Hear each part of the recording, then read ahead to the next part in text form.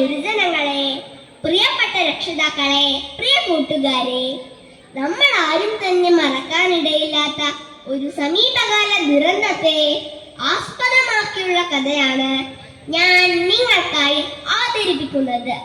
കഥയുടെ പേര് മൈലാഞ്ചി മല. 4 ദിവസമായിട്ടും മഴയ്ക്ക് ശക്തി കൂടി വരികയാണ്. രേണുകയുടെ മനസ്സിലും കാർമേഘങ്ങൾ ഉരുണ്ടുകൂടി. മഴയെ സ്നേഹിക്കാൻ ഒരിക്കലും അവൾക്കാവില്ല. മഴക്കാലം അവൾക്കൊരു പേടി സ്വപ്നമാണ്. 22 വർഷങ്ങൾക്ക് മുമ്പ് തന്നെ അനാഥയാക്കിയ ഒരു പെരുമഴക്കാലത്തിന്റെ ഓർമ്മകൾ ഇന്നും അവളെ ചുടിലം കൊള്ളിക്കുകയാണ്. എത്ര തന്നെ തടയാൻ ശ്രമിച്ചിട്ടും അവളുടെ ചിന്തകൾ പുറകോട്ട് സഞ്ചരിച്ചു. 22 വർഷങ്ങൾക്ക് മുമ്പുള്ള ആ ദിവസത്തിലേക്ക്. ടീച്ചർ നൽകിയ പ്രോഗ്രസ് കാർഡുമായി അച്ഛനെ കാണാൻ ചെന്ന ആ ദിവസം. അച്ഛാ, ഈ പ്രോഗ്രസ് കാർഡിൽ ഒപ്പിട്ടു തരണേ. അച്ഛന്റെ ഒപ്പ് വാങ്ങിയിട്ട് ചെല്ലാൻ ടീച്ചർ പറഞ്ഞു. അച്ഛൻ കാർഡ് വാങ്ങി എല്ലാം വായിച്ചു നോക്കി. അമ്പടി മിടുക്കി, എന്റെ മോള് കലക്കിയല്ലോ. അച്ഛൻ അവളെ വാരിയെടുത്ത് തുരുതുരാ ഉമ്മ വെച്ചു. എന്റെ മോള് പഠിച്ച് വലിയ നിലയിലെത്താൻ കേട്ടോ. അച്ഛന്റെ വലിയൊരു ആശയം മോളെ അത്.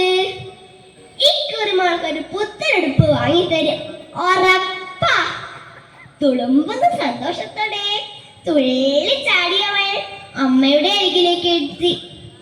സംസാരശേഷി നഷ്ടപ്പെട്ട് കിടപ്പിലായ ആ അമ്മയുടെ നിർവികാരമായ നോട്ടം അവളെ വല്ലാതെ സങ്കടപ്പെടുത്തി. ചുട്ടുപൊള്ളുന്ന ചിന്തകളിൽ രേണുക സ്വയം മറന്നു നിന്നു. അമ്മയെ ചികിത്സിക്കാൻ അച്ഛനേറെ പണിപ്പെട്ടു. ഒടുവിലുണ്ടായിരുന്ന കിടപ്പാടവും ജപ്തി ചെയ്യപ്പെട്ടു. എല്ലാം നഷ്ടപ്പെട്ട് മൈലാഞ്ചിമലയുടെ ചെരുവിലുള്ള ഒരു വീട്ടിൽ അഭയം തേടേണ്ടി വന്നു. അവിടെ ഒരു സർക്കാർ സ്കൂളിലാണ് പിന്നീടുള്ള പഠനം. കുഞ്ഞുമോൾക്ക് പുത്തനെടുപ്പ് വാങ്ങാനായി സ്വരൂപിച്ച 1000 രൂപയുമായി അവളെയും കൂട്ടി പുറപ്പെട്ട അച്ഛന്റെ മുന്നിൽ വീട്ടുടമസ്ഥൻ ഒരു ജേതാവിന്റെ ചിരിയുമായി പ്രത്യക്ഷപ്പെട്ടു. വിറയ്ക്കുന്ന കൈകളോടെ അച്ഛൻ വെച്ചു നീട്ടിയ 1000 രൂപയുമായി ആ ഉടമസ്ഥൻ സ്ഥലം വിട്ടു. നെഞ്ചുരുകി തിരിഞ്ഞു നടന്ന ആ അച്ഛന്റെ പിറകിൽ പെയ്തു തീരാത്ത മിഴികളുമായി അവൾ തല കുനിച്ചു നടന്നു. സന്ധ്യയായതോടെ മഴ ഒന്നുകൂടി ശക്തി പ്രാപിച്ചു. മുൻവശത്തുള്ള തോട്ടിൽ വെള്ളം പൊങ്ങി വന്നു. അച്ഛാ, പേടിയാവുന്നു. അമ്മയും കൂട്ടി നമുക്ക് എങ്ങോട്ടേലും പോയാലച്ഛാ. ഈ രാത്രിയിൽ എങ്ങോട്ട് പോകാനാ മോളെ? മോള് കിടന്നുറങ്ങിക്കോ. രാവിലെ സ്കൂളിൽ പോകേണ്ടതല്ലേ. പേടിച്ച് വിറച്ചവൾ എപ്പോഴോ ഉറങ്ങിപ്പോയി. കാതടപ്പിക്കുന്നോ ഭയങ്കര ശബ്ദം കേട്ടവൾ ഞെട്ടി ഉണർന്നു. എങ്ങും കൂരിരുട്ട് മാത്രം. ചുറ്റുപാടും കൂട്ട നിലവിളികൾ. മൈലാഞ്ചി മലയുടെ മുകളിൽ ഉരുൾപൊട്ടിയത്രേ. പാറയും ചെളിയും മരങ്ങളും കുത്തി ഒഴുകിയപ്പോൾ ധാരാളം ജീവജാലങ്ങളും അതോടൊപ്പം ചേർന്നു. അമ്മേ! അലറി വിളിച്ചുകൊണ്ടവൾ അമ്മയുടെ കട്ടിലിൽ കയറിപ്പറ്റി. അമ്മയെ കെട്ടിപ്പിടിച്ച് കണ്ണുകൾ ഇറുക്കി അടച്ചു. അച്ഛാ, നമ്മളിപ്പോ എന്താ ചെയ്യാ? അവൾ കൂരിരുട്ടിലേക്ക് തുറിച്ചു നോക്കിക്കൊണ്ട് ഉറക്കെ ചോദിച്ചു. ആശുപത്രി കിടക്കയിൽ ബോധം തിരിച്ചു കിട്ടിയ ഏതോ നിമിഷം തന്റെ ശരീരം മുഴുവൻ ചോരപ്പാടുകളെ കണ്ട് അവൾ അലറി കരഞ്ഞു. അച്ഛാ, അച്ഛൻ എവിടെയാ? എനിക്കിപ്പോ എന്റെ അമ്മയെ കാണണം.